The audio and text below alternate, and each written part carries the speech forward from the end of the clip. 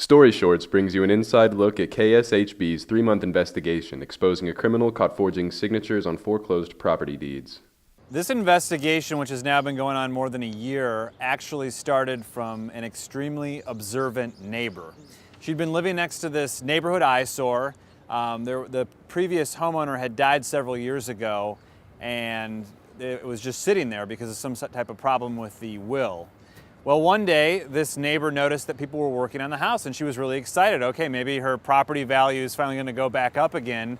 Well, she went online just out of curiosity to see who was buying the home, and that's where she noticed something very interesting. According to the deed that had been filed online, this dead homeowner had somehow signed the property over to these new people, and that, of course, raised her suspicion.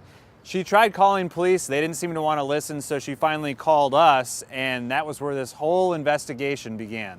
I think the advice I'd have is don't discard a story just because it seems small on the surface. I mean, the original tip that came in here was just one suspicious property, and a lot of times you might think, okay, that's too small of a scope for us to really pour our resources into. But after just checking a little bit online, it was easy to see that there was a pattern going on here. And here we are almost 2 years later, and this investigation is still going. It's now resulted in proposed bills at the state level, federal investigation. So, at the beginning, you really have no idea how big an investigation can grow, and that's why it's worth at least doing, that initial vetting process.